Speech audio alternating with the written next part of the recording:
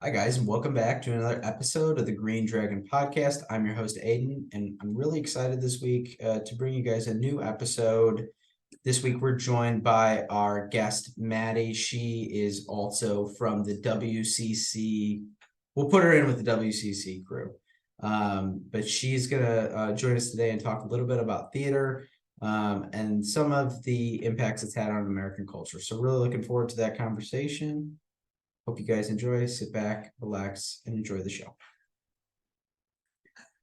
All right. Good evening. Good evening. Sorry, I'm a little out of my element here. I gotta be honest with you. Just a little bit. I'm not a huge theater, I'm not a big theater person. I think I've been to 2 plays in my life, and one was like The Lion King that I think I went to in sixth grade. Lion King. Yeah. Okay. Yeah. So Okay. sixth grade Lion King, and then maybe Mary Poppins and my freshman year of high school. So that's like the extent of like my theater. And then I just feel like this probably has nothing to do with theater, but I watched The Greatest Showman. I'll just like put that on my like theater resume as well. Not any sort of like theater production, but the movie. So I just count that. Yeah, I just count that as well. Yeah. So it totally is theater. Yeah. Okay. All right. Now, I mean, that's 3 check marks on a resume. That basically fills out a page. So I feel like I'm doing pretty good here. Better than me. I fill out one of them. I fill out 1 or 2 maybe at best. Jake, were you at the 6th grade Lion King with me? I feel like that was like a homeschool group thing. I think I probably was. I was Tevye and Fiddler on the Roof. Oh, okay. Yeah, I'm kidding. Okay. I'm kidding. I was about to say, like, that is like every homeschool production does Fiddler on the Roof. So like it would be out of the ordinary for you to do that. So exactly. Yeah. I'm sure. I know they were always Aiden and I, we were in the same homeschool group back in the day. So I think it was like every month we would be getting pressured into going. I think, yeah, like Aiden said, we maybe went to 1 or 2, but yeah, coming full circle now, we're talking about it on a podcast. So excited to learn a little bit more about it. Absolutely. So I guess you're the expert here. So give us a little background on what got you into theater, Maddie. Or introduce yourself a little bit. Yeah. Yeah, so I'm Maddie, and I worked at Wyoming Catholic College, and that is where I met Tom, and then got introduced into the Wyoming Catholic College realm. And yeah, what got me into theater is kind of like we had to be busy. Like my family, I grew up with 6 brothers, and I was the only girl, and I'm in the top of that group. So there was like the 4 oldest, and we were very like crazy and needed to be busy all the time. So my mom just like put us into a theater camp with this other homeschool mom who was like, I'll do this. So what she did was she took Disney movies, transcribed them so that we wouldn't run into copyright law problems, and then we just redid the Disney movie on stage is what we did. So yeah, it was really funny, really, really fun. And my first role, I was a lost kid in Peter Pan, and I was like 5, and it was so much fun. And I was such a shy kid that I was terrified. And then on top of that, the mom was like, oh, we need an intermission like show. Madeline, why don't you sing Animals in My Soup during intermission? And I was like, but I was too much of a people pleaser to say like, no, I can't do that. So I was like, oh, okay. And so I did. And it was so much fun to be like the lead, and also the applause at the end was like, oh, that was really cool. So that little snippet, Animals in My Soup, which was badly done, but really fun, really got me going. And we went back there. We just did it once a year, every summer, until we all got older. And then we all just did theater. And at one point in high school, we were doing, I think 6 shows a year. We would do 3 in the summer, 3 in the fall at different times. And like my brothers went to like all girls schools and did it there and stuff like that. So we got really into it, but it all started with just needing something to do. Wow, that's quite the story. That's crazy. So you early on you got into theater and you never looked back then because clearly you're still into it. So do you have goals and aspirations in theater moving forward? Are you Yeah. still involved in it heavily? Oh, yes. Well, Okay. okay. So it's funny that you say you've never looked back because I didn't for 20 years. So like I got involved when I was 5 and then I was Okay. involved with it through college, through like right outside of college. And then at like 26, I got really disillusioned with it. Because when you try to go professional, it just gets really depressing very, very quickly. So I did try to go professional the year after I graduated, and I did some professional work that I was happy with, but the people around me, I was just like, I don't really like these people. They don't match me principally. I'm always feeling like I'm on defense, like all the time. So I got really disillusioned with it. So I was like, I'm giving it up. And by doing that, I moved abroad. And so I was like, I'm giving it up. I'm going to be practical. I'm going to go be a teacher. But I found myself, so I gave it up for 4 years and found myself teaching abroad and then coming back and working at WCC.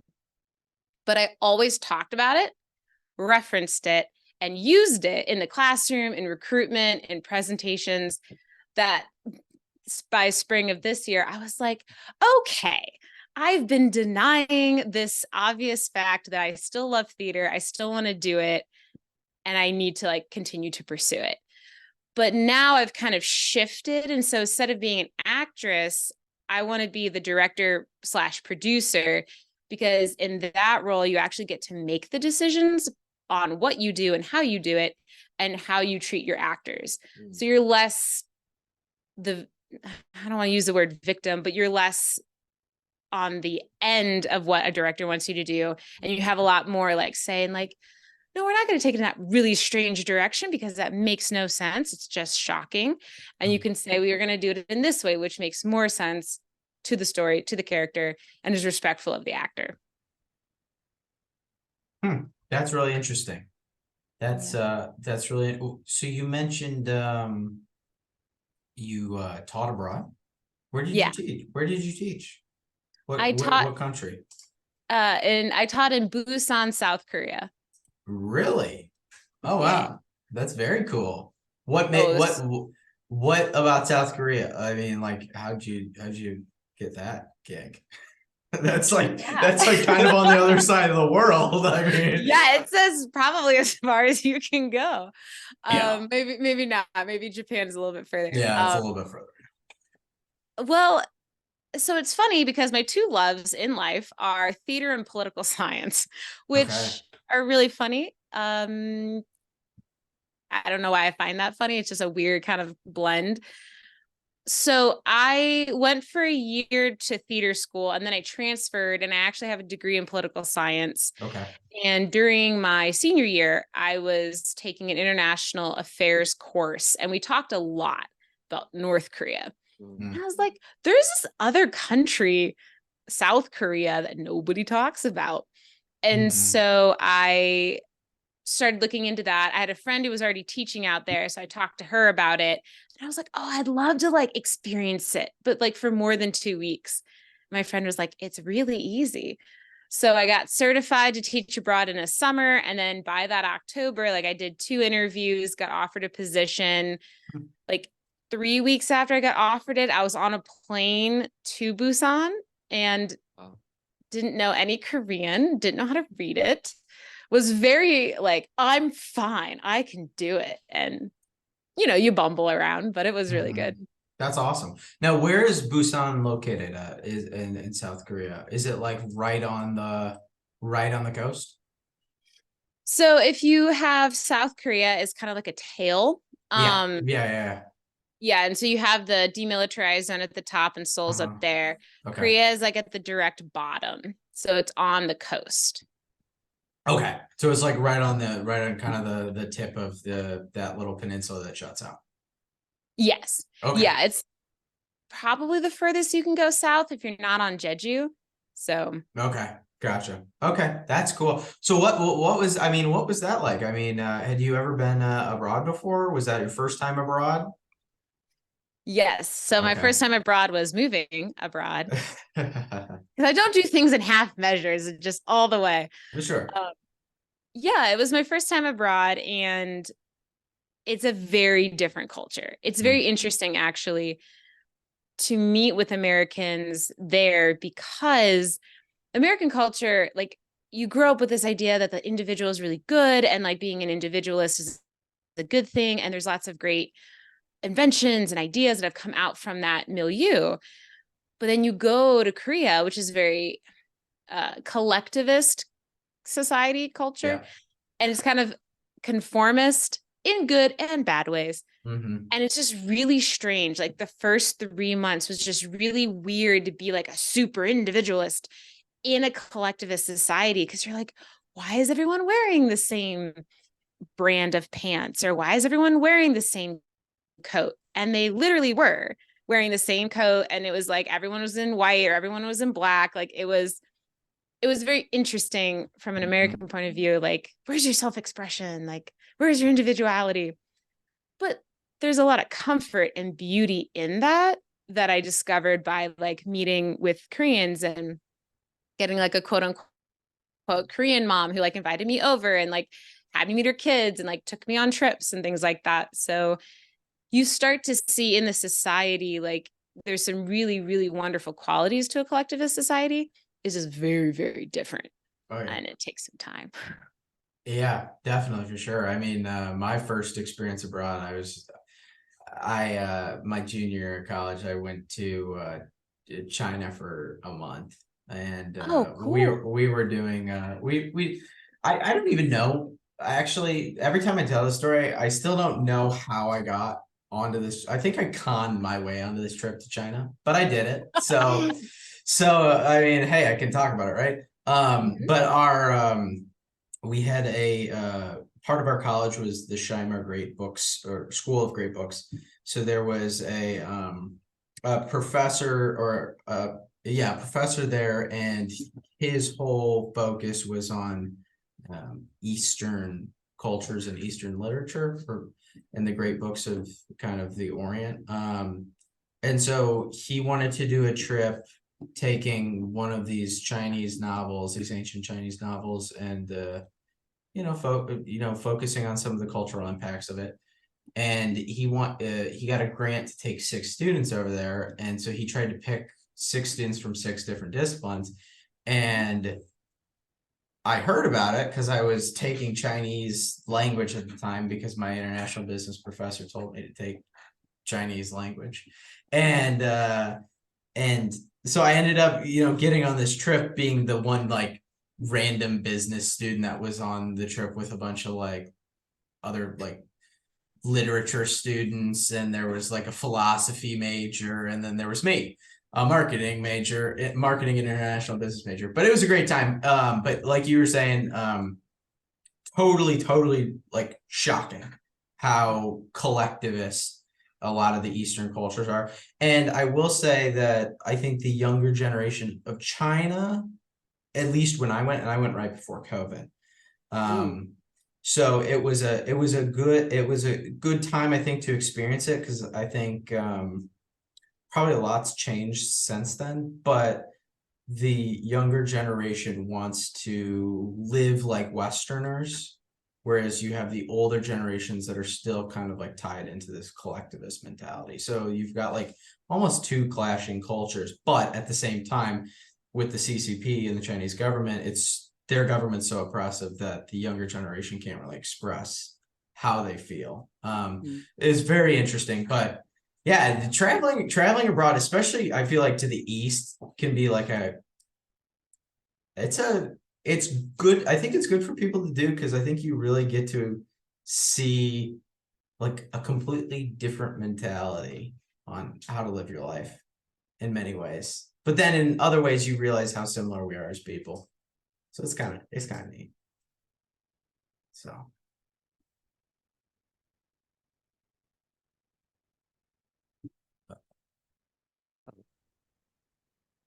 Don't worry, I'm back. It's Microsoft trying to shut us down again. Not the first time. We're trying they're trying to dox us. Yeah, where did you guys where did I cut out on my rambling? The collectivist, the younger generation wants it, but the CCP is obviously like claim.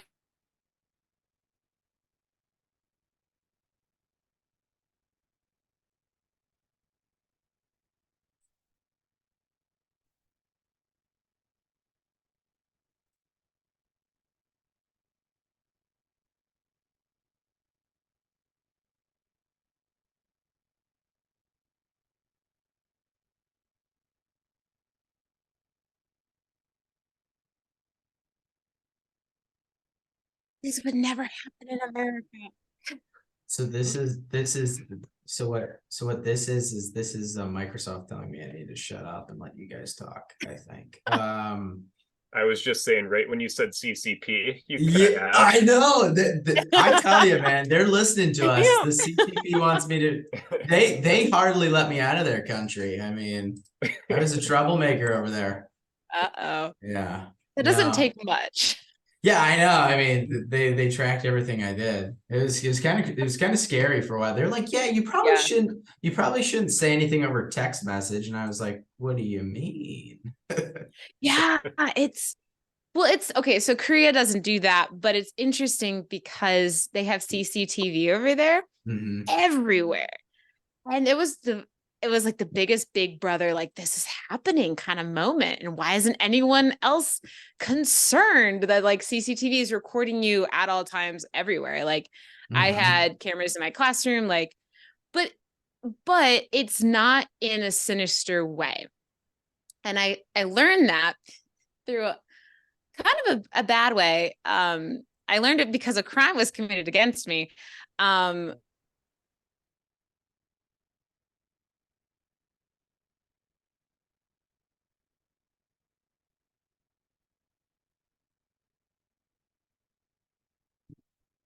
As the cops came to school, and we had this little teacher room with like windows, so like the students could see us when we were in there, and typically we're just like planning and sitting at our computer. But this time we were like talking and standing, and there were cops in there, and the kids were like pressed up against the glass like what did teacher Maddie do? But they were able to find the person because I just gave them like the time I was there, what I was wearing, what he was wearing, and then they could look back and find it. So their crime is really low because of CCTV. And people don't steal things because of CCTV. So like you can leave your computer, your phone, everything out at a coffee shop, go to the bathroom. You could even leave. People have done experiments where they leave for like an hour and they come back and the stuff is still there, exactly where they put it. People leave money on the ground because they know they're being recorded. So like they'll just leave it there, and then someone will come back, like whoever dropped it will come back and pick it up. And like friends have left passports and gotten them again. So like it's oddly safe, which is weird. Yeah, it's a very strange experience. Yeah, that's crazy. Yeah, I don't know if I had the same feeling of safeness in China. It was more like just the watchful eye. Yeah, it was very weird. It was kind of a spooky feeling like you were always being listened to, no matter where you were. Oh yeah, I feel like that's very different. Yeah, it was interesting, but yeah, that's one thing I tell people. If you have the opportunity, it doesn't really matter where you go as long as you're able to kind of immerse yourself into the culture. But go somewhere where you get a little bit outside of your comfort zone and get to experience new things, because at the very least you'll learn a lot about yourself, I think, and you'll figure out what you want to do in life, because a lot of times it takes that push outside your comfort zone to be able to figure out what you want to do. Oh, absolutely. 100% agree with what you said. Yeah. So you got back. So what made you Was it the visa expiring that made you leave South Korea? What was it that made you leave South Korea? No, I love South Korea. Oh, it's just cannot say enough good things about it. And it was to the point where like I was gonna go for a year, just a year, do Mm-hmm. my international thing. Then I stayed for a second year and I was on the verge of renewing my like I had to make the decision to renew my contract again. My principal loved me. I could have easily done it. It would have been great, but I had to kind of decide, okay, do I want to settle in Korea? Because this could be my life. Like I could just teach and live and like settle here. Mm-hmm. I was like, I could do that. Or I could go back to the US and, settle there where my family is. My brother just gotten married and he was like, had a baby on the way. And I was like, well, okay, have to make this decision. So I was kind of at a crossroads. And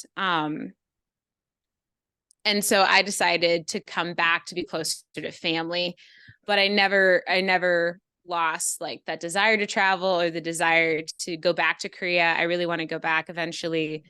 But I was telling Tom and Jake, while you were off in internet land, I was telling them that Korea had really good theater. I made a point to go see some, which was really interesting. I saw a musical and a folk tale and then like a straight play, which is just like a typical regular non-musical play.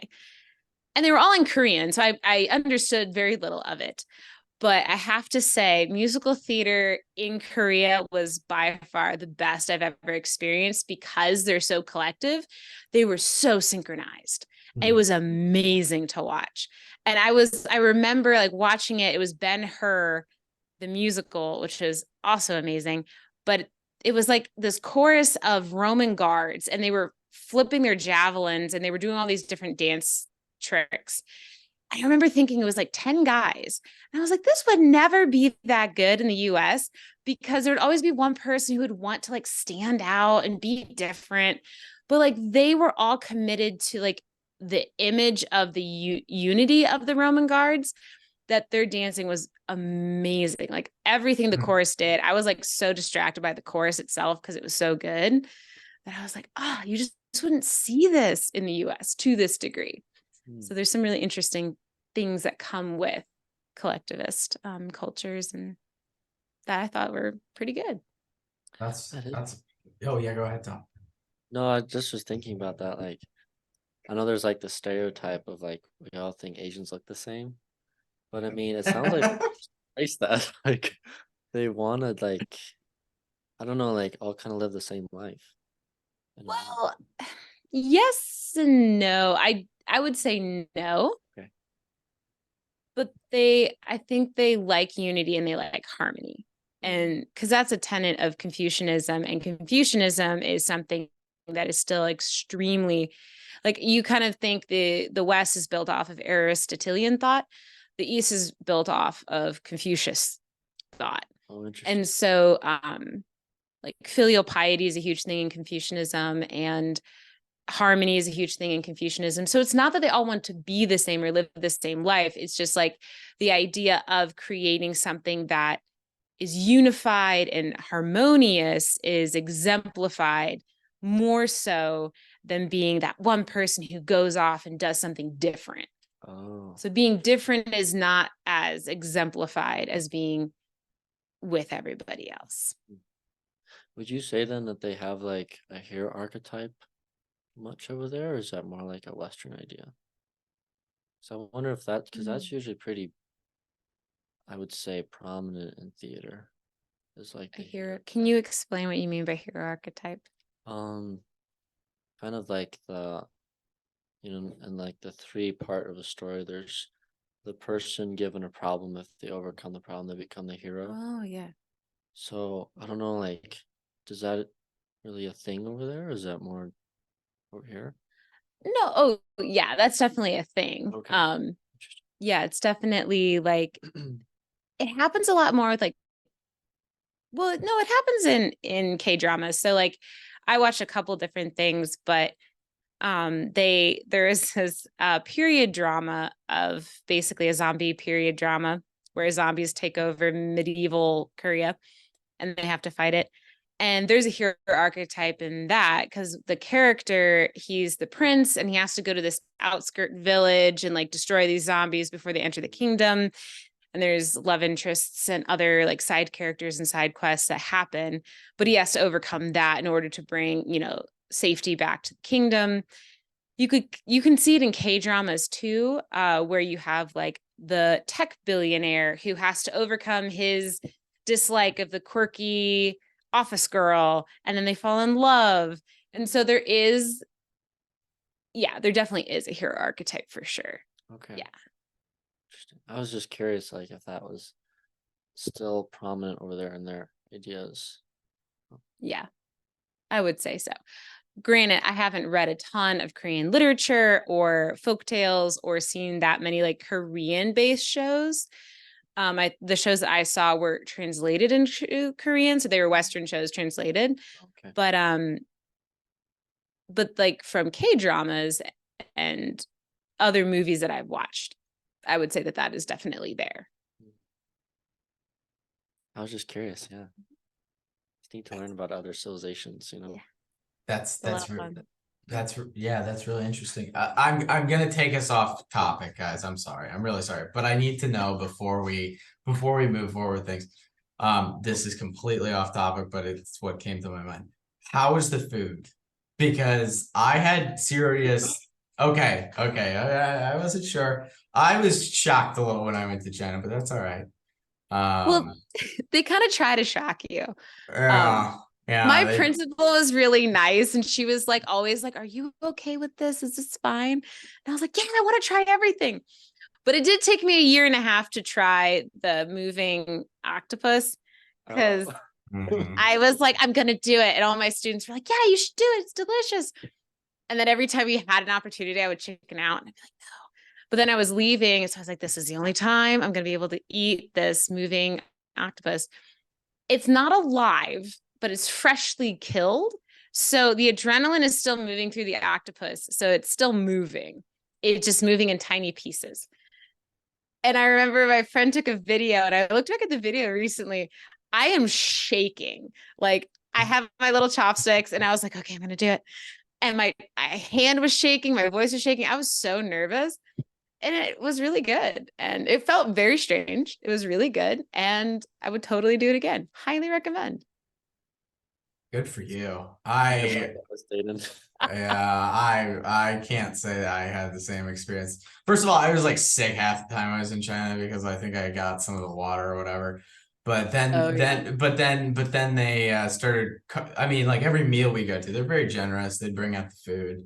And it was like, yeah, I don't know if it's like this in Korea as well, but like when you sit at the like dinner or the table for the meal, it's like this giant like lazy Susan in the middle of the table and it just spins around.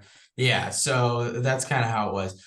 But they would be like, oh yeah, you gotta try this, and they'd order like 10 dishes. And like I will say maybe like a quarter of the dish, like if it was like noodles or something like that, I'd be like, okay. There was like a few dishes that I was like, I'm not trying that. And the one that got me was this it was terrible. I don't know if this was I can't remember if it was a dinner or if it was street food. Have you guys heard of Chinese sandworms? Wait, yeah, I think so. Okay. They kind of look like maggots a little. I'll pull up a picture. Just I'll share it. I wonder actually if this is similar to pupa, because I ate pupa in Korea. I wanted to puke when I saw this. So okay. Okay, yeah. So this is what they look like raw.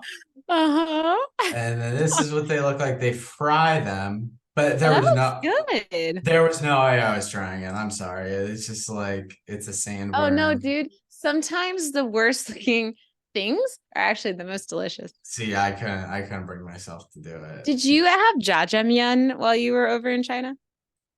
I don't know if I did. Like black noodles. No, I didn't have that. It is so good. It's probably my favorite food while I was over there, and it wasn't Korean. Jajangmyeon is just heavy noodles and like black sauce with like pork in it. It's the best comfort food ever. And my principal would order us food every now and then. She'd be like, what would you like? Jajangmyeon. She's like, really? I was like, yes. That's funny. Yeah, I went for, there was like a rice porridge that they did with like meat in it. I forget what it was called. And then I a big fried rice fan. You go to the street food fried rice places, they put everything in the fried rice. That was pretty good. That was, I mean, like, and then I probably ate at like 200 different fried rice places a month. So by the end of it, between the fried rice and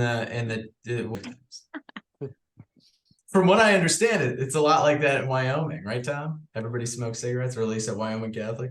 A lot of people do. They do, but it's highly frowned upon Oh, by sorry. certain people. Okay, Not we're us. putting No, not us. that out on the internet. It's frowned upon. Sorry, I didn't mean to get you in trouble, Tom. No, All they went very extreme with trying to get rid of it at the school. Okay. Very extreme. Uh-huh. And I think it was a little too far. Hmm. Maybe a little farther than too far. So What's But a yeah. little farther than too far? well, like you couldn't do it in front of any buildings that was the school property. And if you did it in front of one on Main Street, I think you got a fine. Or If a something. prefect saw you, I Wow. guess you gotta find. Yeah, so What was the fine? it's like $15 or something like that. Really?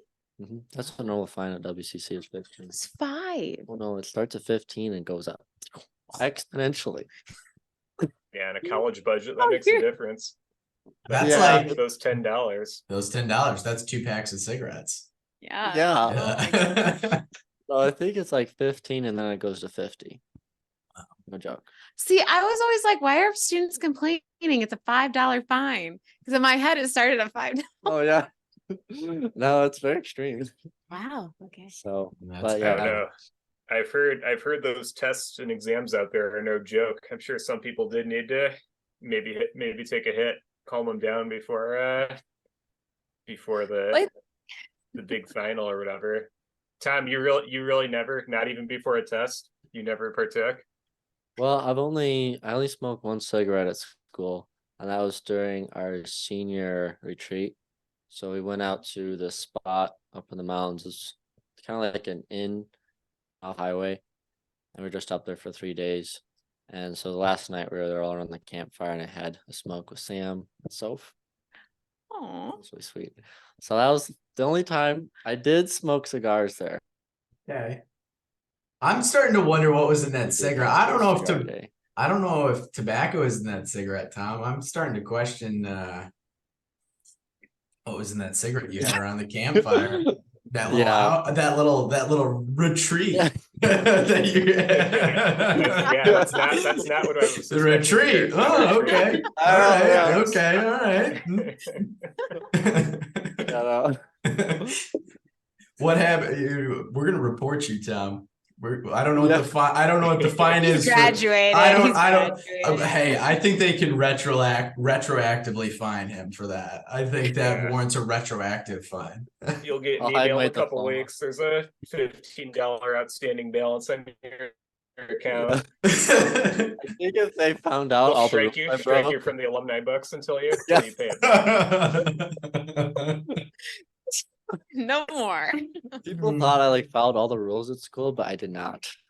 Did not follow. Wow. Tom was a bad boy. Bull? I was a sneaky bad boy, yeah. That's not really what I would have thought, honestly. Yeah, it takes The me too truth much. comes out. Oh, Yeah.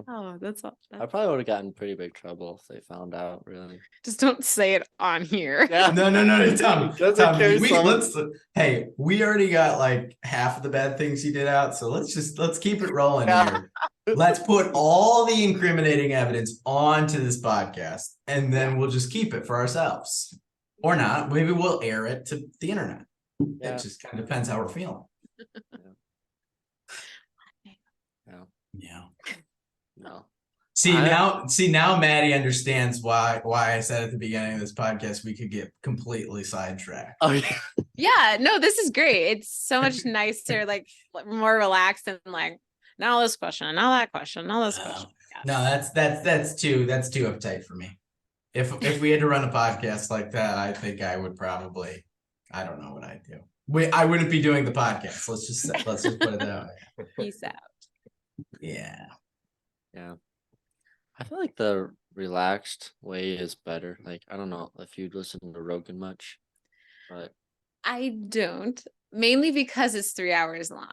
And I Fair point. can't listen to podcasts unless I'm driving, weirdly, or I'm not doing anything else. I can't have it on and like do the dishes or like clean because I want to focus on it. Audiobooks totally can do that. Podcasts, for whatever reason, can't. So I don't typically have a 3 hour section of time where I'm like, I can dedicate this to a podcast. Although I've listened to his clips and I like his clips. So yeah, he does it like super chill. He just talks about whatever comes to his mind. And it seems just to flow really well. Like it's just very easy to listen to. yeah. I think He it's doesn't because make it about himself. yeah, I think that's what it is. that Keep it focused on the guests. that and he's high half the time, so that helps. Yeah, he introduces a lot of interesting subjects like to the person. Oh yeah. You can tell sometimes that they did not know that was gonna happen. Yeah. They're like, oh, okay. But they roll with it, so it's like all good. Yeah. Have you seen him about the chimpanzees? Okay, there's like these. I don't know. You guys seen that? Like the short clips about him talking about chimpanzees? I don't know if I have. I mean, I'm sure I have, but I just am not. What is it? What is it, Tom? Well, so he always brings up chimpanzees for like a weird analogy of something. Really? So he's always like, what do you think chimpanzees would do about this? It's just like super random, but he always brings up the chimpanzees. And all of the guests are like, I don't know about the chimpanzees. What do chimpanzees do? I wonder if it's an interviewing technique to throw them off on purpose. It might be. To see like, oh, what would you do if I just threw you a curveball and ask some really weird question? I think it started with that. I don't know if you ever heard of the experiment where they had all the monkeys in the cage and there was a banana in a cage and they would go up to get the banana and it would shock them. So then they would get shocked if they tried to go for it. So they had all the monkeys were used to that, and then they would take a few out and put new monkeys in who hadn't experienced it. Well, the new monkeys now would try to go for the banana, but the other monkeys would tear them down from the banana because they knew they were going to get shocked. Oh, so they tried to save them In a way, yeah.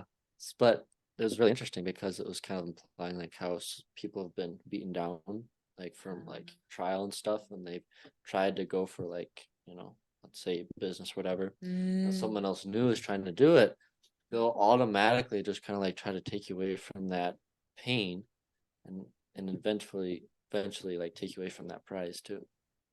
Oh. So that's like started, I think, his interest in chimpanzees. But that's an interesting take on like how to do a podcast. So yeah, exactly. No, it works for him and it seems to work for you guys. So yeah, all good.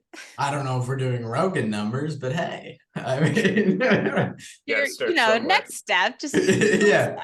We only need a couple more million. We'll be there. Yeah. Tom, I just looked up Joe Rogan chimpanzee and there's like 30 videos. it's pretty wild. How chimpanzees choose their leaders. Chimpanzee Patrol. What if chimps ruled the world? We'd have Planet of the Apes. Yeah. They were the ones in charge. No, actually, orangutans were in charge. Orangutans are scary, scary smart. Like zookeepers, you've probably heard this, are warned never leave. Like if you leave a tool in a gorilla's cage, they will ignore it. If you leave a tool in a chimpanzee's cage, they will like use it as a weapon or throw it around. If you leave it in an orangutan's cage, he will take the cage apart. Like they are that like interesting and scary. So the chimps will be the warriors, but the orangutans will be the leaders. Whoa. It's interesting. Yeah. Planet of the Apes. There you go. You've been terrified by baboons? Yes. Oh, they are scary. Very scary. I only saw for the longest time the baboon in The Lion King, and I was like, oh, Rafiki's just kind of quirky. Then I saw baboon in real life, and I was like, oh my gosh, they're terrifying. They have like saber-toothed teeth. They're like huge. Yeah, they're scary. Yellow eyes. Yeah. Nope. No, yeah, I find most primates terrifying. I think that like I think like chimps are like basically the average human being. I think it's kind of like people, you've got these different types of primates, but you've got chimps like the average person, kind of just, not totally there. You've got like gorillas that are like the big like meatheads at the gym, and then you've got like orangutans that are like Elon Musk and like Stephen Hawking. and that's like your spectrum. I think if aliens looked at us, if there are aliens out there looking at us, I think they'd look at us and they'd be like, oh, there's a wide variety of these interesting creatures on the earth, just like the way we look at primates and be like, yeah, that chimpanzee is just, a little ADHD, and that orangutan's like definitely borderline psychopathic smart. So Plotting our demise. yeah, exactly. Yeah. It's secretly building like an atomic bomb in its little lair. Yeah. Oh yeah, absolutely. Collecting all those tools. Yep. Yeah. I got a question for you, Maddie. So Okay. you're a political science major, right? I got Yeah. that right? Okay, cool. Mhm. What do you think about what's going on right now in the world? Right, the last like 2 weeks, we haven't talked about this at all on the podcast, and we usually talk about this stuff. But what do you think is going on in the world, and is there a way out of it? Because it's honestly quite scary. I thought it was going to be World War III when Russia and Ukraine started their conflict, Mhm. but with this whole Israel-Palestine thing, I mean, like, do you have any takes on that? Is there like a way out of this? I don't know. I mean, I'm curious about your opinion on it. Yeah. It's actually funny, not funny. It's actually interesting that this is happening because I wrote my thesis on why America recognized Israel as a sovereign nation and like the history behind it in Palestine. And it really, it goes way, way back. It's far more historical than anyone on either side wants to admit. It goes way back to even before 1917. It goes back to like 1900 when the British promised the Arabs that they would give them their own country if they helped them. And that was like the Lawrence of Arabia era. And so they did. And they got this promise. And then we did the same thing with, so they got this promise. And then World War II happened. And so they helped us again. They helped the Allied powers in Northern Africa. But then the British kind of made another declaration giving Israel its own place, or giving Zionists its own place. And the Palestinians were like, well, hey, what about us? You said that was going to be our land. And they're like, well, actually, it's not going to be your land. So there's like these conflicting promises that the West gave to different people based on the historical things that were happening at the time. Because like pogroms were growing in Russia and France and things like that. So the Zionists wanted a place to go so they could be away from that.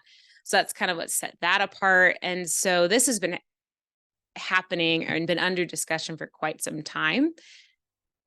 And so Israel, once it was established, has always been battling the nations around it. So like you have like the Yom Kippur War, you have the 6-Day War, you have all these times where Israel had to defend itself because no one else would defend it, or we might give them air support or whatnot. So Israel has become it's not a hermit country, but it has to become very self-reliant because it can't rely on its allies, because we will help them sometimes, not all the time. And we tend to like be like, well, you shouldn't do that, but like it's your survival. So we'll kind of like not look at it.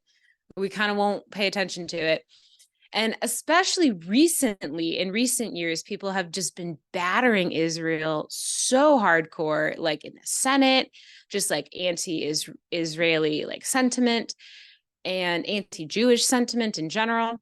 And I think this situation happening now is just like the peak of all of that.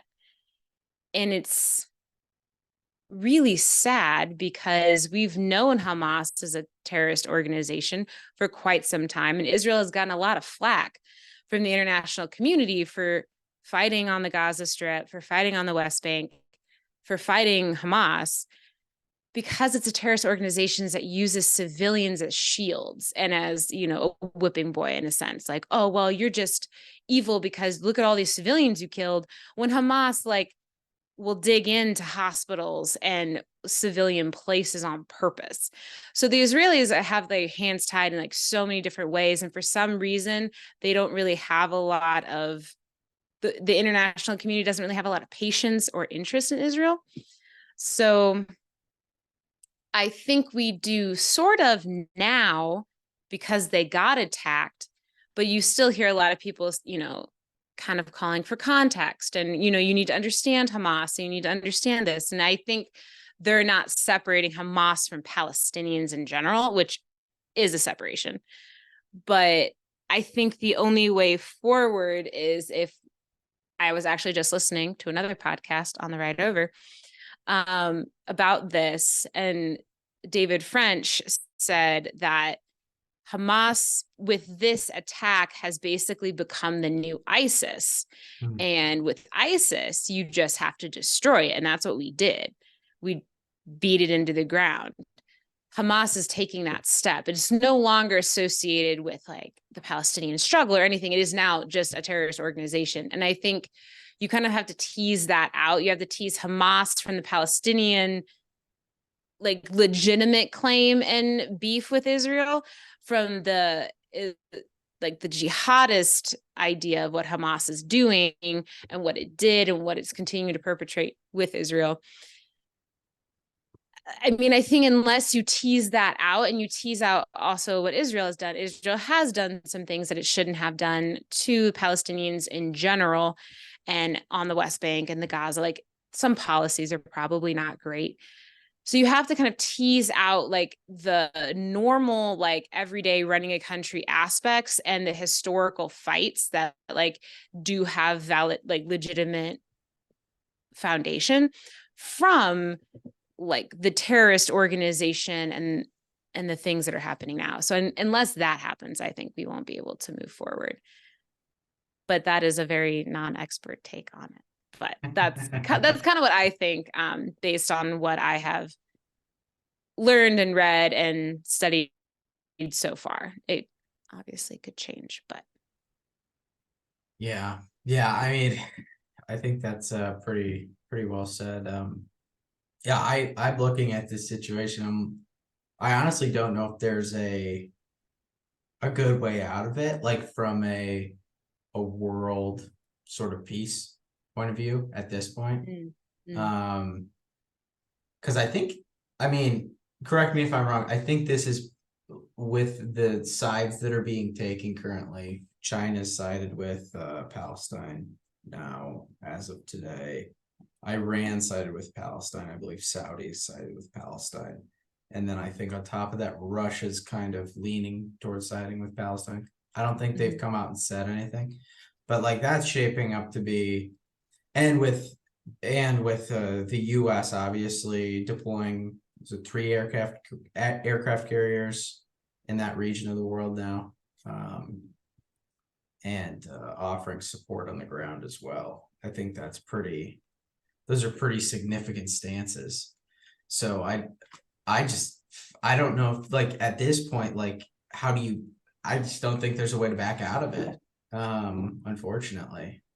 no. Unless there's peace resolved internally between Palestine and, which I don't think is going to happen as long as Hamas is, because from my understanding, Hamas is if the KKK was a political party in the United States, that's essentially what Hamas is in Palestine, to a certain extent, but not a majority, but if they were an independent political group. I don't know enough about Hamas. I don't know if they're Okay. in their government or not. But I do think it's interesting because you have Ukraine, you have Israel.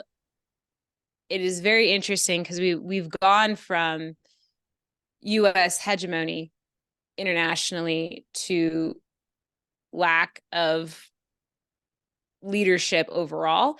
And this is what you get. This is a multipolar world. We saw this right before World War I, World War II. Like, in a multipolar world where you have lots of different countries who are just as strong or about as strong as everybody else, you start picking fights with people and you start flexing your muscles, and you do that. And they've been doing that for centuries. Like, the past, like from 1945 up until like 2014, when like Russia made its first like incursion into Ukraine, that was the longest like peace that we've had, because there was one country, the US, who was kind of patrolling and taking charge of things. But way before that, like in the 16, 17, 1800s, all these countries were always fighting, arguing over territory. You had the French picking off the Spanish ships, and you had them paying pirates to like steal English goods. Like, we were always fighting because it was multipolar. You had lots of people who were just as strong as everybody else. And we're entering, I think, back into that, where everyone's kind of on a level playing field-ish, and people are going to flex their muscles to figure out who is actually stronger than others. So. Yeah.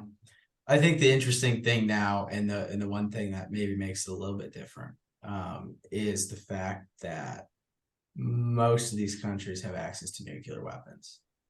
And so I think there's enough crazy people in charge of some of these governments and in the leadership structures that are not opposed to the idea of drop. It's not like, it's not like there's not the same feelings going around like it was after we dropped the bombs in Hiroshima and Nagasaki. Like, there are people willing to nuke a country tomorrow if that's what it means to win a war. And so I think that's maybe the biggest difference now is we could be walking ourselves into a nuclear Armageddon. Not to be a doomsdayer, but I think that's it's definitely a consideration for sure. Yeah, I think it's like a little bit terrifying to think that a terrorist organization. I mean, I don't necessarily think of all people from some of these countries as terrorists, but like when you have, I mean, Iran's pretty outspoken against the US. So are the Saudis, at least at this point. And both of them have access to nuclear weapons. And so that's a little bit terrifying. I don't know. It's crazy. We'll see what happens. It's all gonna. I'm sure it's all gonna play itself out shortly, and it could be. I wasn't the first to cry wolf with the whole. I know a lot of people were saying it was gonna be nuclear Armageddon earlier last year with Ukraine and Russia. Oh, but Ukraine. We'll see. It depends on how aggressive people are and how much people want to actually resolve things rather than fight it out. We'll see. There's a lot of movement right now in the global power grab. I think it's a little bit of a changing of the guard, so to speak, because over the past 20 years we've kind of fallen off our pedestal as global superpowers, and there's other players that are willing to do some sketchy things in order to gain that pedestal. So we'll see. I think the most concerning part of it is seeing all the people that support Palestine. I don't know if you've seen those people on campuses and stuff, but they're like celebrating that Israelites were killed. And it's like, that's like a next level of disturbing, because like with Ukraine, it was more like, oh, we should save people. Which is like, okay, that's a good sentiment to have, but we need to look at why Russia did invade and then figure out what's the reasoning, figure out peace talks, get it solved. But this one now, they're almost like wanting terrorism. It's like, I think really it's weird. They're not separating the causes. That's what I was saying earlier, is you need to separate the valid claim that Palestinians have from Hamas. They're not the same. Palestinians have a valid annoyance with the West's involvement in their own development that goes way back, way before this, way before World War I, II. way back. So that is a valid claim that you can support. But I think what they're conflating is the two. They think of Hamas as the Palestinian struggle for independence, and that's not the same thing. But Hamas is confusing it by kind of the way that they speak and the way that they use propaganda. They associate the two. Hamas does. Now, I think if you were taught to talk to like a Palestinian who's fighting, like a politically active Palestinian who's fighting for Palestinian freedom, it'd be very different than if you talk to Hamas, member, and like how they saw it versus how this like political activist sees it. So I think that's the difference. We're not separating the two, and we're just applauding one over the other. And it's like, no, like you have to really seriously look at this very, very carefully. Otherwise, you could be supporting someone you don't actually want to support. So I was a little confused about who Palestine is trying to be freed from. Because I wasn't sure, because aren't they technically a different country? No. So I believe the core of the struggle is Israel is built on land that was promised to Palestine. So they're sharing the same sandbox, basically. But Israel was given the stamp of approval by the international world order after World War II, because this sounds really trite, but because of the atrocities of the Holocaust, the international order thought it would be good to give these people who have suffered so much their own country that they could go to and have solace in. The problem is that what the Zionists were claiming as the land that was proper to Israel, I'm using, the old texts like the Bible and other Hebrew texts as like examples of this, was on the same land that was previously promised to the Palestinians. So they have conflicting claims on the same land, but Israel was given the official go ahead to build on it, and the Palestinians weren't. So they're not two separate countries. That's an idea that was floated. Like, why don't we make two countries in the same area? Basically, like you have this two-state solution idea that Palestine could be a state and Israel could be a state, and they could kind of coexist together in the same area. That has been frowned upon on both sides. Like neither side wants that. So they're fighting for the same area. Okay. How much of Israel would be theirs then? All of it? Or I don't know. That I'm not. I would have to. I think a pretty good portion of it, yeah. Oh, It'd be pretty significant. okay. It would include then Jerusalem as well, from my understanding, which is the biggest issue.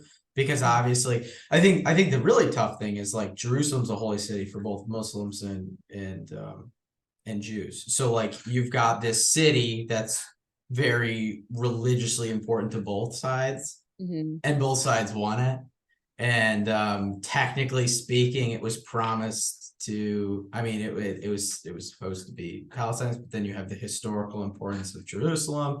So it's something that I would even say goes back even past the 1800s. It goes all the way. I mean, when you start to like dig there, it goes all the way back to biblical times, where you have this really, I mean, because at the core, that's what it's two really religious groups of people wanting their Holy Land, Promised Land back. And it's kind of been interfered with from external parties for hundreds of years, and it's flaring up again. Well, and the one now, like the West Bank, is what you would hear a lot about. During, I believe it was during the 6-Day War. It could have been during the Yom Kippur War. Israel struck back so effectively that it captured some Palestinian territory. And it captured a lot of territory. And the way that they gave it back was, you make peace with us, you promise you won't fight us, you get your territory back. So they gave it back to Egypt. They gave it back to, I forget what their southern neighbor is.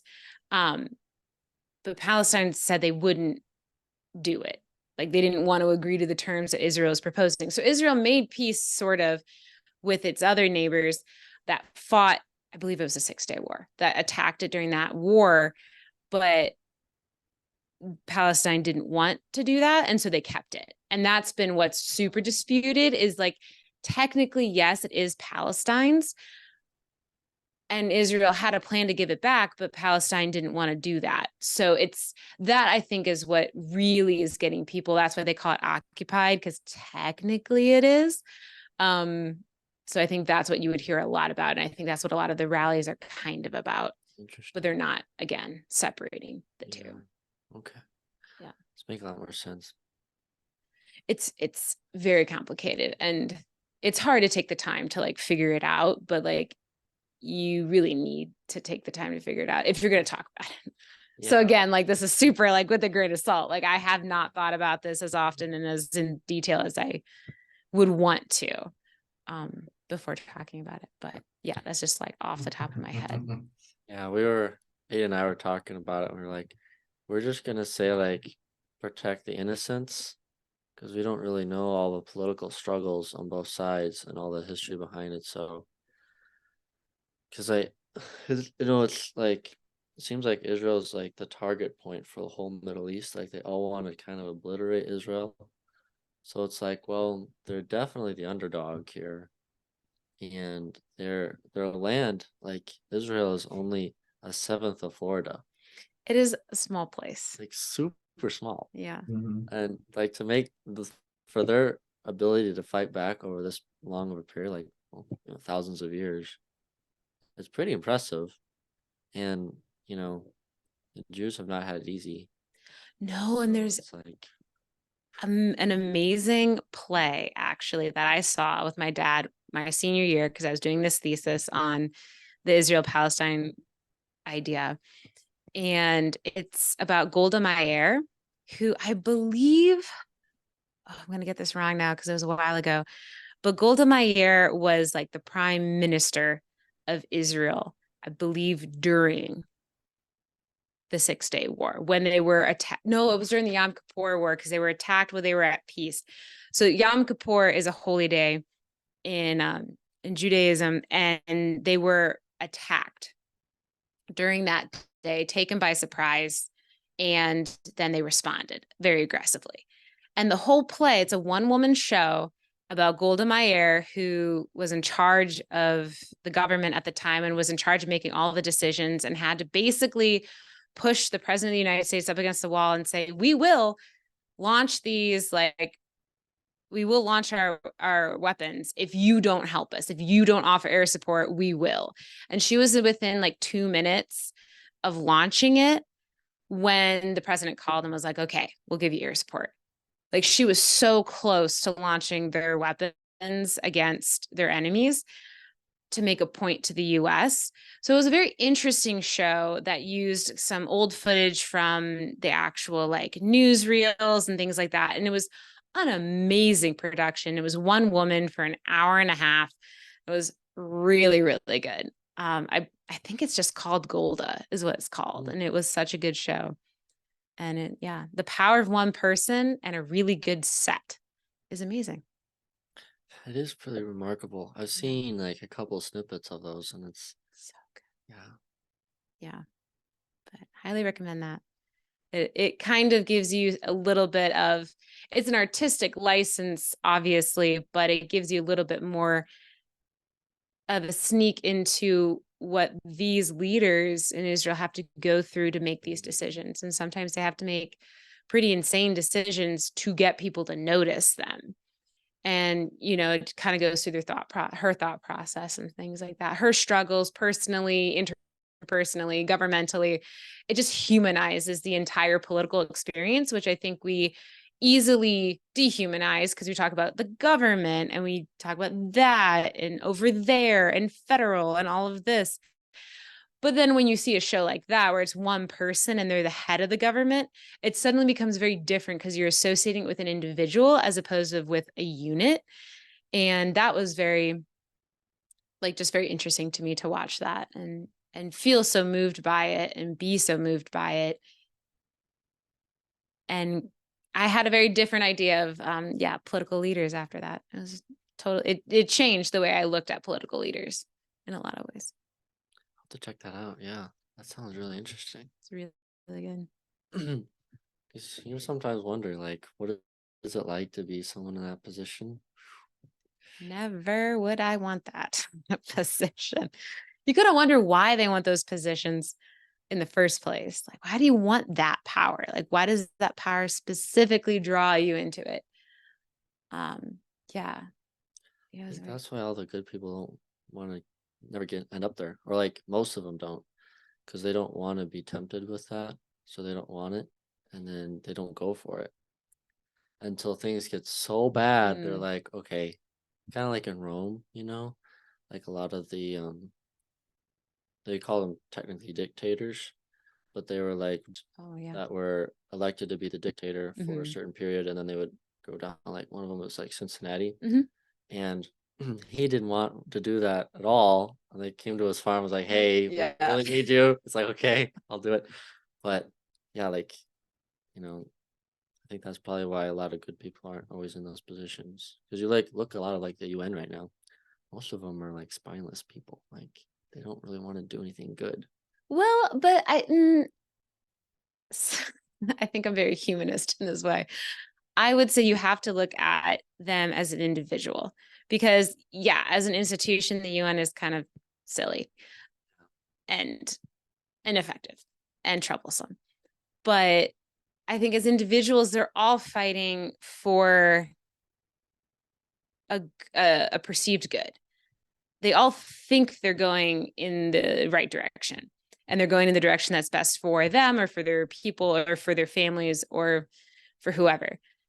And it's very similar to a villain or any sort of person in a show that you do. Like when you play a villain, it's so easy to be like, oh, they're just evil. But that's a very one note character. You can play it like that. A lot of Disney villains are like that, but it's not interesting. But when you can look at a villain and think, okay, what he or she is doing is wrong, but let me go back and look at their motivations. Like, why are they doing these things? You typically find when you do character work in a show or when you're looking at, real people, that there is something that they want that is good or they perceive it to be good. And that is what they are like seeking after. Very rarely is someone truly seeking to do something evil for evil's sake. Not saying that it doesn't happen or there are people out there who do that. But I think that's very rare. I think typically it's people who think there is some good that they are achieving, and that's why they're pursuing it. And I think that you can take that. That's the technique we use in theater, so that our characters are sympathetic, even if they're bad. And most of the good theater characters are nuanced gray areas anyway. So it's kind of up to the audience to kind of like interpret. And it depends on the actor to give them the opportunity to interpret. Is this character good? Is he bad? What are they doing? Why are they doing it? How do I feel about this? What would I do about this? And I think you can extrapolate that and use the same technique for people in the real world, whether they're close to you in local government, federal, or in other countries or in other institutions, to be like, they're probably not as black and white as they would like to appear or like they're talking. And so you can kind of look at it that way, or at least I try to look at it that way. But I think that comes from living in the gray area through theater so much of my life that I can't turn it off. And so that's how I kind of look at things. And I got into a lot of fights in college because of that, but but that's kind of how I look at it. Yeah, I think that's a good take. Well, like if you look at, like you were saying, attractive villains in movies, it's usually Jordan Peterson was saying that when you grow up, you are given the world and you either change yourself to adapt to the world or you change the world to adapt to yourself. Like that's like the two options. And so he said that if you want to change the world, people have done that. He said like Hitler tried to do it, Stalin tried to do it, all these other people tried to change it to their viewpoint, and you can see what happened from it. So it's like it's really easy, I think, for people to get trapped in their minds with ideas that they think would make everything better. Because I think there's that temptation that if I can make the world a good place, then I'm a good person, Mm-hmm. no matter the end, like the cost or whatever. Yeah. So it is easy to fall into that. But at the same time, it's like, well, guys, couldn't you just stop? Like, it's getting really annoying. Yeah. Yeah. Please stop. Yeah. That's true. What's your take, Aiden? It's a tough one for me. I tend to just be an absolutist, and I have a hard time. I guess I have a hard time seeing a lot of, or separating the humanity from it all. I like to think of things as I'm a little bit more black and white in that sense, where I like to think of things as either good or bad. And I have a hard time pulling if somebody does something that's wrong. I have a harder time pulling the good from, whatever, whatever they're doing, or but it's, I don't know. I think maybe too that's just the the outlook I have on it. I don't think there's necessarily a right or wrong way to approach it, because I think it is good to look at, even if somebody's doing things that are bad, to say like, oh, there's still to kind of have the approach that God would have and say, oh, there's still some good in that person. But at the same time, I think that's harder to do. Well, it's not that you can't condemn what they're doing actively. Sure. But I find it harder to separate the two, I think. Just like initial gut reaction, I always find it harder. It takes a lot more effort to be able to separate those two things, the wrongdoings they have and the humanity of that person. I don't know. It's, I see where it's important to try to make those separations, but at the same time, like, if I'm being honest, in practicality, it's definitely a lot harder than what it seems. In theory, it's great, and then in real life, I'm like, yep, screw that person. It only gets easier though with practice. So like, yeah. No, it totally is. Like, your gut reaction is like, oh, I don't like that at all, and that's unjust, and that's bad, and that's wicked. But you kind of can't run necessarily always with your first gut reaction. You kind of have to like, oh wait, hold on, let me reflect on that. Why is it that way? Yeah. And I think it's easy too to like, I think we went to like, well, I think like after World War II, everyone was so like experienced with evil that they were like, no more, like we're done with this, And then so for like 20 years after that, we pretty much everyone was like, yep, go to church, say your prayers, do good stuff. Like we don't want to get into this again. And then the 60s happened, and then they start to like infiltrate our schools, like introduce things of like getting rid of God everywhere and all these things. And the 70s hit, they try to make all the kids rebel against their parents. 80s hit, kids don't know what they're doing anymore. 90s was just weird. Yeah, this is odd. And then we get to the 2000s, we're trying to figure something out. And then it's like, then we're thrown into like multiple wars throughout the whole world. It's like, just boom, like separate all of our energies. And then it's like, now it seems like they're trying to just divide us in every way. So it's like, at this point, I think a lot of us, especially in our generation, are just like, enough is enough. Like, all these people literally just put on so much weight on our shoulders. It's like we're technically in the cycle or the next generation, like the next greatest generation. Because like you had World War II, our grandparents, and then our parents had the peaceful time, but now we're going back into war. Yeah. So we have to like pick up all of that stuff that they've not anyone per se, but just like all these people that forgot how bad things were, and are trying to put it back into it because I think people find it exciting. Because I think people are so used to like the same monotonous lifestyle that they want something so big and so shocking that it like totally transforms their lives. Like, like people almost, I think, wanted the pandemic to happen. Like, you like look at some of the people that went into it all the way, and like you are like acting really weird. Like you could be talking to someone and have a normal conversation, and then you just bring up and say like, yeah, masks don't work. It's been clinically proven multiple times. You're like, how dare you? Like, what are you saying? And like they'll like go full on to you, like make you this ultimate enemy because you said that a plastic thing over your face isn't going to stop a virus, And so I think now with like this Palestine thing, people are wanting the next adrenaline rush of like seeing real life fighting and stuff like that. Because I think they've gotten to this point where like we want something to shake up our lives so much that we're not in this continual hum and drum. Even though it really isn't a hum and drum, it's just people think it is because they're in the same routines of like, their daily lives. But that's kind of a big idea, but like I think you're right that people want adrenaline. They want something to mean something. And I think that's kind of a fault of art in general, because if you look at the art or specifically theater in like the 50s, like, is your podcast clean? Because I was gonna like, never mind. Well, it's not that clean. Okay, cool. Because okay, so I'm doing a show. It's not that clean, Tom.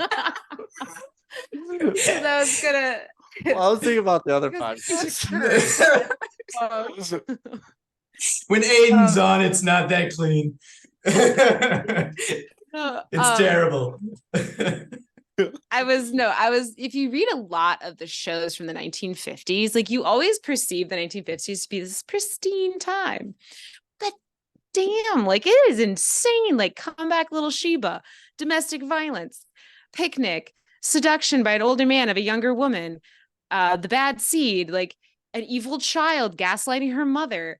Like there's so many big ideas challenging the society that they're in and saying, this is all a facade because look at what you're doing on the inside. The 50s are insanely good play. Like there's insanely good plays in the 50s. And there's also good plays in the 60s. And there's decent plays in the 70s. And it kind of goes out. And I think recently the theatrical challenge that the theater community has been given is not there. It's kind of a celebration of its own like mirror image. And that was one reason why I got disillusioned with it in the first place, was it seems like theater nowadays is just talking to its own reflection. It's not, as Aristotle would say, like art is a reflection of life. And instead of living that life and thinking about it and reflecting it through a different story, highlighting different aspects of that life, it is now just kind of regurgitating its own mirror reflection of itself. And so it's not challenging anyone. It's not very interesting. It's very only interesting to a small group of people. And I really realized this. I don't know if you guys have seen the Whale movie that came out. I heard about it. So it was based off of a play, and you can tell when you watch the movie. I love plays that have been changed into movies because some of them are done very well and some of them are not done very well at all. The Whale is, in my personal opinion, do not think it was very well done. And I think it's a terrible play and it's a terrible story and it's bad. And you don't like any of the characters. No one is sympathetic. No one is good. It's not telling the audience anything new. And it's just kind of like living in its own juices and kind of cooking in its own self. And you're like, what is the point of this? And it's just like self-acceptance. And everyone needs to like accept you as well. And it's like, no, like in my opinion, I don't think it was very well done if that was the point of it. But it won a lot of awards. It was very well received within the theater community. And I think it's just, we've lost that ability to challenge our culture and challenge ourselves through art. And I think if you can do that, you kind of are answering a bit of people's desire for catharsis and adrenaline. If you're saying, hey, look at this, look at what you're doing in this like kind of over exaggerated extreme way. I think it can cause people to be like, oh yeah, we are doing that. Or, oh yeah, I didn't think about it like that. And it could answer a little bit of the catharsis adrenaline question that you're asking. And it won't answer all of it, but I think it could be very good as a tool for society to reuse. Yeah. It's almost like I think there's like that normal reaction when you see something bad from afar. You want to solve the problem, but you don't know how, and you don't know if you can. You just get really angry. And then it comes out in weird ways. Like maybe you'll like fall into addictions, or you'll like not find meaning in what you're doing today, so you'll stop doing what you're supposed to do, like your normal daily activities or whatever. So it's like a compound. So like what someone did bad here affects all these people over here, and they want to solve it, but they don't really have the power to. And then we should just get amped up because we don't feel like we can do anything to make things better. But that's the power of storytelling. Yeah. Is you provide an avenue for people to put their emotions in, both actors and the audience.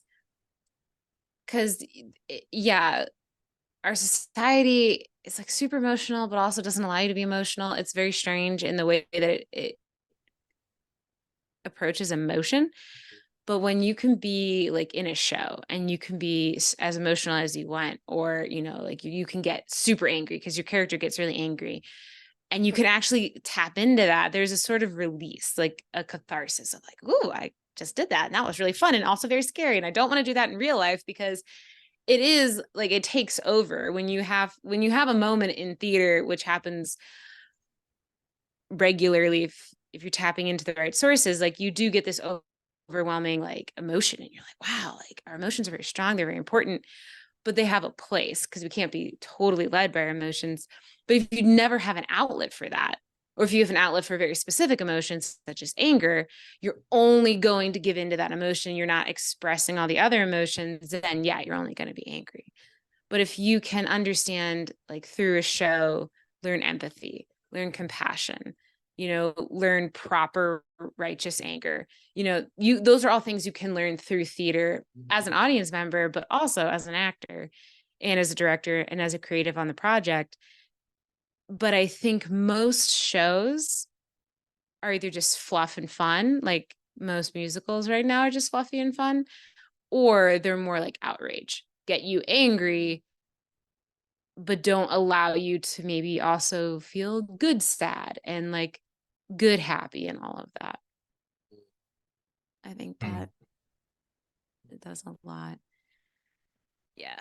Because one show I saw, like I actually thought it was a different show. So I bought tickets. I was talking it up to my mom, and I was like, oh, this is a great show. I've heard so much about it. And we went, and it ended up being not the show I thought it was, which I thought it was a comedy. It ended up being a family drama about this really dysfunctional family. And I remember like it's happening, and I'm like, I don't think this is the same show. And then we walked out of it and we were kind of depressed because it was super dysfunctional, but nothing really got resolved. And that sometimes I like that in shows. Like it doesn't always have to be wrapped up very neatly. But in this show, it felt like it was little, like they were just like, oh, now we're done. And this is the end. And you didn't leave, you left feeling very dysfunctional, very dissatisfied, very annoyed. And if that was on purpose, okay, you can look into that.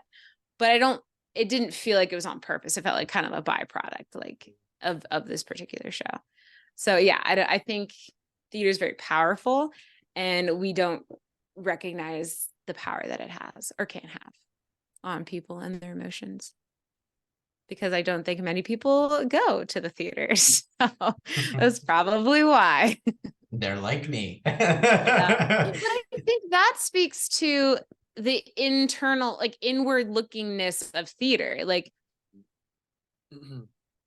theater people tend to be exclusive. Like, we're theater people, you're not theater people. And it doesn't tend to be this like, let's tell a story together. This is what we're doing.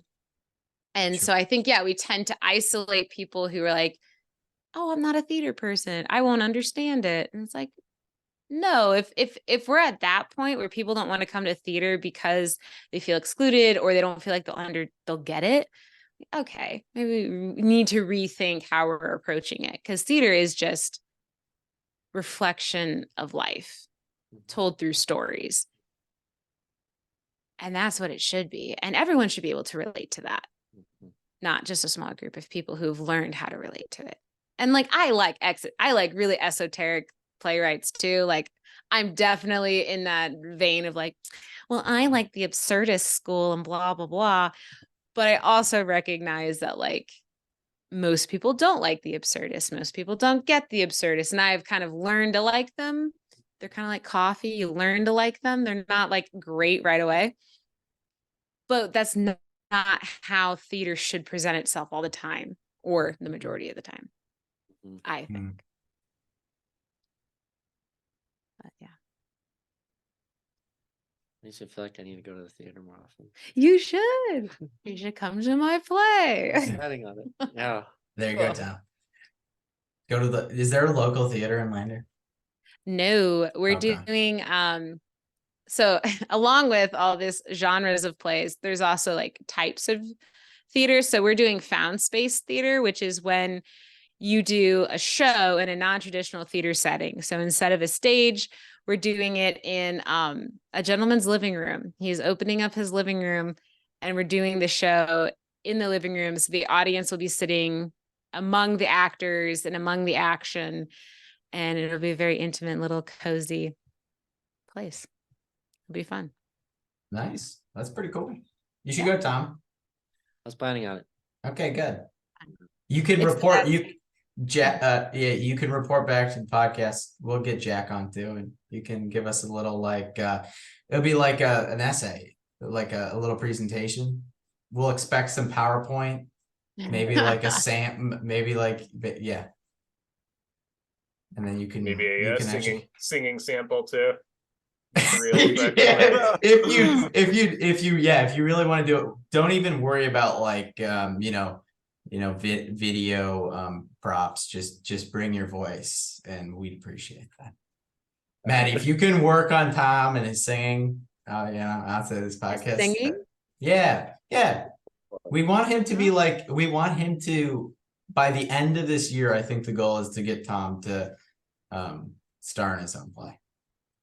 Well, About himself, a one-man show. Well, maybe. Oh no! There's been some ideas of like a living room cabaret idea being thrown around among Come people. on, Tom. If you want to join a group of people singing, you can do that. I think Tom was looking for the. I think Tom, he likes the spotlight. He was looking for the solo gig. You can sing "Animal Crackers in My Soup." There you go. Sounds like it's right up Tom's alley. Exactly. Oh, too funny. Too funny. Oh man. Well, can I ask you a quick question? Like you three, why don't you go see more theater? It never crosses my mind. Really? No, I never once have I thought about it. No. Wait, you've never been like, I don't know oh, why. look, I want to go see that. No, like ever? ever. No. I'll be completely honest. I'll be upfront here. Never once. I don't know why. I couldn't tell you why either. Do you like stories being told like by your friends and stuff? Oh yeah. Interesting. Okay. Huh. I mean, I feel like Aiden and Jake are very good storytellers. I mean, I'm always entertained. Aiden has some really good stories, but yeah, like, I mean, I always appreciate hearing people talk about, life experiences and all of that. I mean, if I hear about a show, I'd like to go to it. Mm-hmm. Maybe it's just I don't hear about them enough. Mm-hmm. Because, well, also too, like if I just see like a poster board on like, a bulletin board somewhere, my first thought is like, oh, I should go see that. My first thought would be like, I wonder if anyone I know would be going to see that. And then I can make it like a friend event Yeah. at the theater. Yeah. So the theater is like secondary. Oh, got it. That's so funny that you say that because I look at bulletin boards specifically to be like, what should I go see? Like the bulletin board in Crux, the coffee shop in town. I will, whenever there's like CWC just did their musical, which I didn't get to go to, but I was like, oh, I need to put that in my calendar. And like the Addams Family is playing at the high school. So I'm like, oh, I'm going to go see that. So I look for it. But so you want to come see the Addams Family? Let's go. Oh. Tom's thrilled. That was a yes. By the That way, was a total that was positive a yes. There's no way there was any sort of no in that. I think what date is it? We'll make sure Tom's schedule's free. Leave it to me. Me. November. Okay, perfect. Second week. Wait, which day? Saturday or Sunday? We'll look at Tom's schedule. Me and Jake are in charge of his calendar. Actually, Tom, you got to send that to us still. We got to book you out for November. Make sure. I thought, Tom, I thought you said we were your publicist. We had to have access to your calendar. Yeah. Where's the calendar? You sent it for October. Where's November? I'll get on that. There's Okay, 4 no. days, so you have Nothing- plenty of time. Come on, Nothing Tom. that weekend popped up in my Outlook. You should be good. Yeah, you're looking free in Teams, buddy. Okay. Putting you right on the spot. He's free, Maddie. Don't worry. Great. And if he isn't, we'll cancel whatever he has. Sweet. He doesn't do anything important on the weekends. He's fine. Your evenings are always free. His evenings are always free, especially if there's a play involved. Addams Family, that's like a shoe-in for him. Well, see, that's funny that you just don't think about it because I think that's a lot of people that just don't think about theater. And when you tell someone, oh, I do theater, they're like, oh, like they don't get you. Like I get so many weird looks when I tell people I'm in theater. And I think it's simply because people don't think about theater. And that is weird to me. And I'm trying to like understand why don't they think about it? Because I think about it all the time. You know, that's just been the vein that my mind has been trained in for 25 years, more than 25 years. But yeah, it boggles my mind when people just don't think about it. And it's like, oh, how can we get you to come to the theater? Like, well, I said that about the Addams Family because I saw previews of it or something like that when I was younger. It gave me nightmares.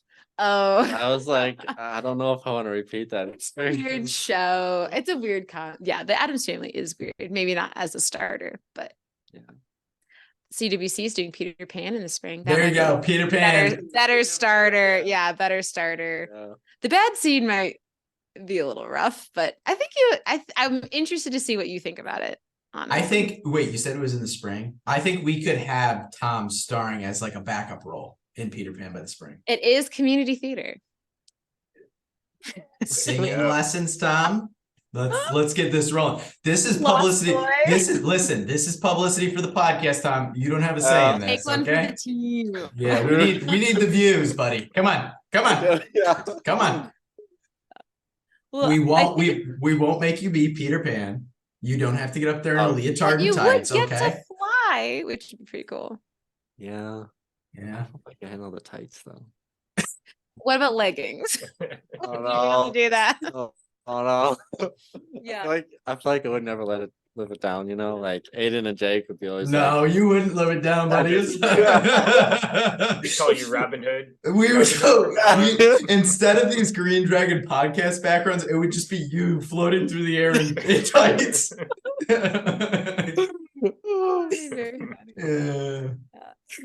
Yeah. No. I think a lot of people have the same stumbling block, so you're not alone. Well, yeah, like I mean, I always thought it'd be fun to act. Well, it's kind of a secret I've never told anyone. Here we go. Title of the podcast here. Title of the podcast. Give us something good, Tom. Come on. Secret. Tom's big secret. Oh, I thought it'd be fun to be a lead singer in a band. We can make that dream come true. That'd be cool. Dude, But what type of band? Well, I What was type are you thinking? motivational like rock. Okay. You know, Right. stuff to let that you know stuff you listen to like at the gym trying to pump out weight. Oh, yes. I think what we got to do to make this happen, Tom, we got to the hair can't be short. It's got to grow out. You got to have a flow going, and then we just need a few tattoos on the arm, maybe like a gauge in the ear, and then we can get this rolling. All right. Dude, you should do the David Bowie hair, which is like straight up and then like long. 1980s Oh, David Bowie. And if you I wanted think to you would like, rock it. yeah, and if you wanted to like really embrace the tights too, you could go with like 80s rock star, like Mhm. Kiss, like you ever seen yeah. Kiss? Yeah, you could do that. Makeup, hair, the full nine. I think it'd be good. Well, I have to say, so yeah, Jake. I was gonna say Tommy Tiznick. Tommy Tisnick. Not anymore. You're Tommy Lee.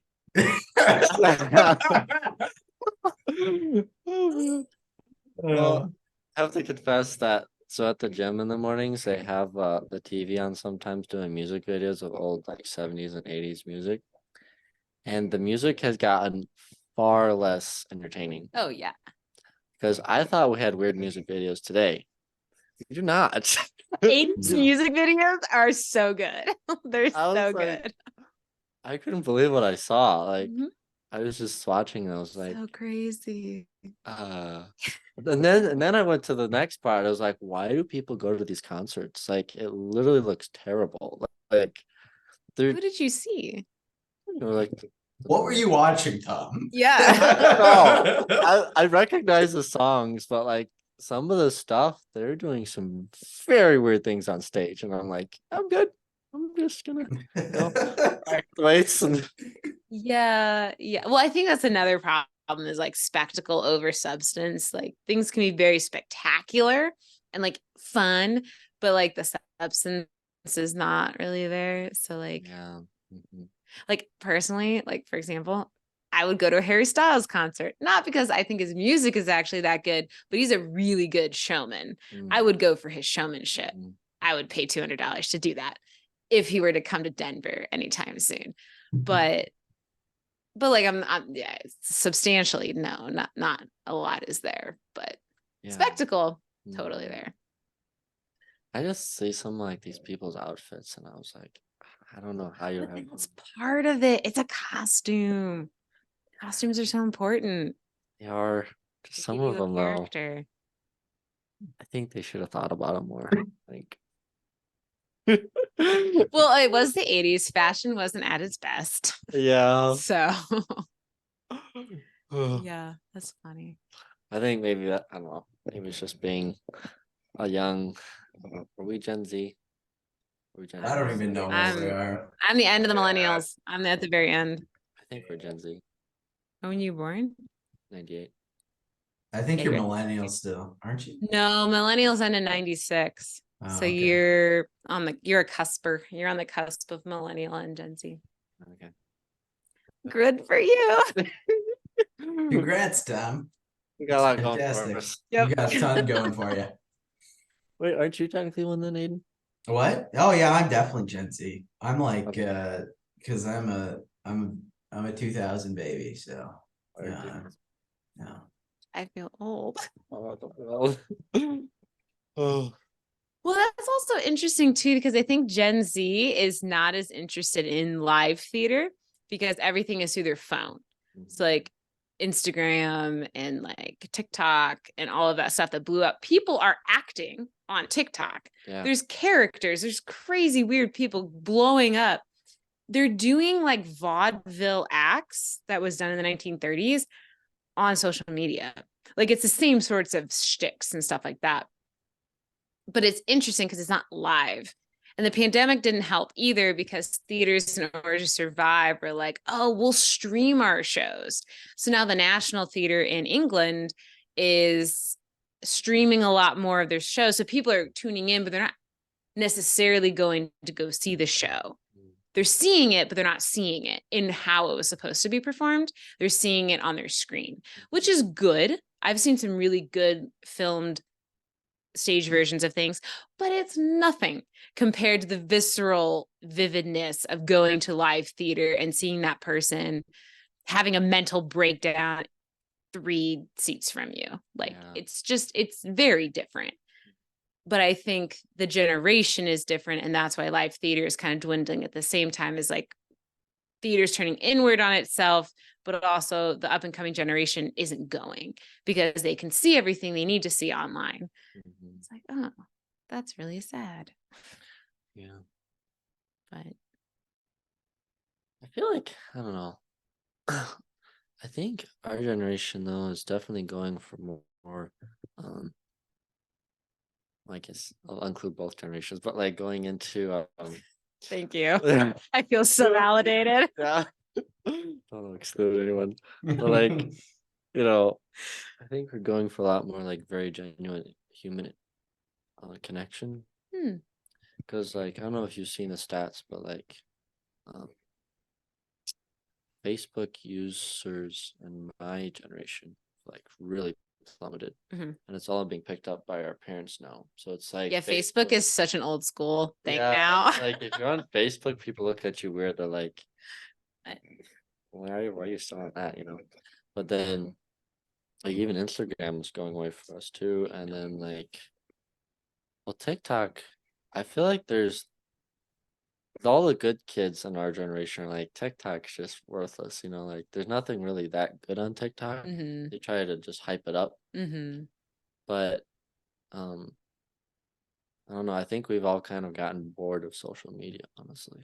So maybe there'll be a resurgence Yeah. if we're getting at kind of a trough of like, oh, this is entertaining, this is easy to get, but it's lacking any genuine human emotion, then maybe there could be a resurgence in live theater and live entertainment in general, where you can actually give them an opportunity Yeah. to like engage.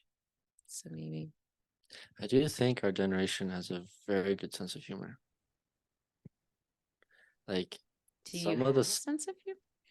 I feel like maybe I I'm hope just so.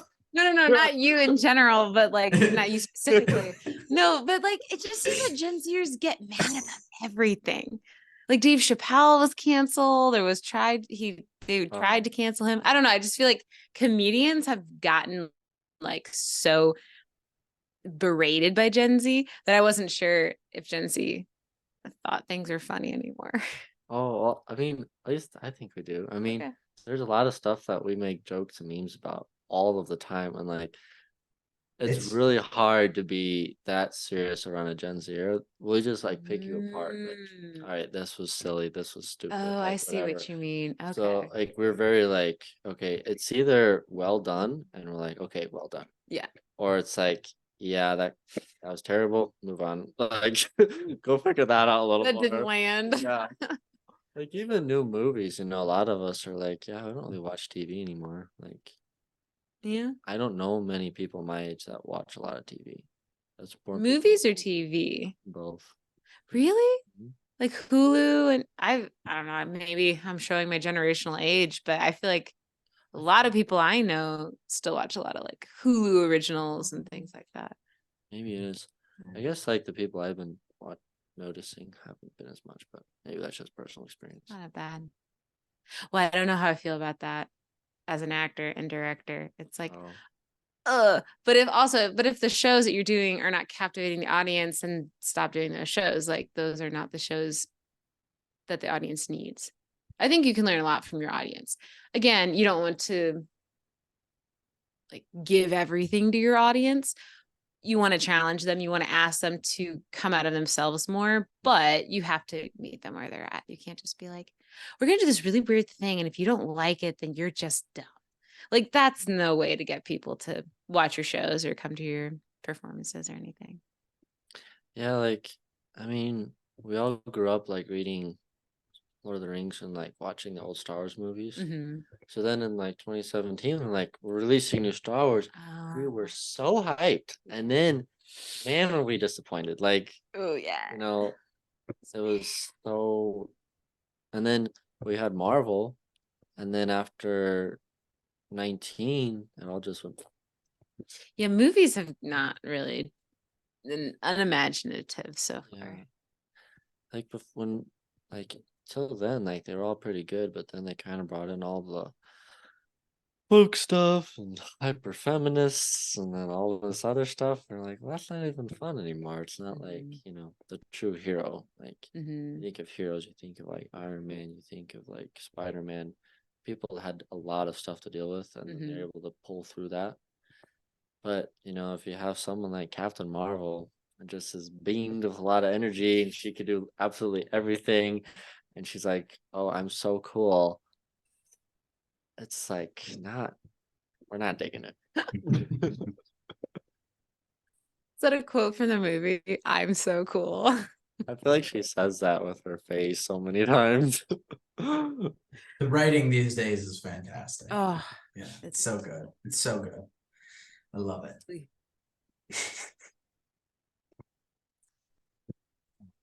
Oh, well, I hate to like end this, but we are coming up on 2 hours, so I feel like we're pulling a Joe Rogan here. Yeah, I know. I looked down at my timer and I was like, oh my gosh, like it's been 2 hours. I was like, holy cow, this is crazy. We're actually Joe Roganing this, except without the millions of views. So We'll get there. maybe because we did 2 hours on this one, we'll get millions of views. That's possible. Maybe we also that's touched on all the hot topic issues. We're just gonna throw them all in like little hashtags underneath the title. See which one strikes. See which one strikes gold. I think this podcast though should be Tom's little secret. I think that's the title. Everyone's waiting. Like, wait a minute, what is Tom's secret? Exactly. Everybody wants to know what Tom's secret is. Oh. Too funny. Oh, this has been great. Thanks, Matt. I appreciate you getting on tonight and spending all this time with us. This has been a lot of fun. This has been a lot of fun. It's been fun for me as well. Good. I'm glad we didn't scare you off. At least, well, I guess that's yet to be determined if you come back for another one. Yeah, if you wouldn't. Yeah. We She did a goes, follow-up episode. Tom goes to the Addams family. Talk about that. I think we're gonna have to have a follow-up with Tom, like either doing something theater, like either Tom giving us a little report on the play he went to, or Tom singing for us or something. I think we gotta follow up on this one. So yeah. I know what I walked into. you screwed yourself over, buddy. I don't know what to tell you. All right. Well, thanks to everybody for tuning in to this week's conversation. Hope you guys enjoyed the show. If you did, drop us a like, leave us a comment or review. If this is your first time listening to the podcast and you like what you heard, go give us a follow at the Green Dragon Podcast on YouTube, Instagram, and True Social, and the Green Dragon Pod on Rumble and Twitter. You can listen to the show, new episodes every week on both Spotify and Apple Podcasts.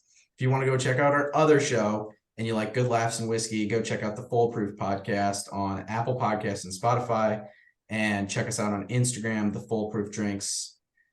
We post all our pictures of what fuels the podcast there. It's all whiskey related. So yeah, appreciate everybody coming and listening. Maddie, thanks again for joining the show. And until next time, be safe, fight for what you believe in, and most importantly, be a good American. God bless.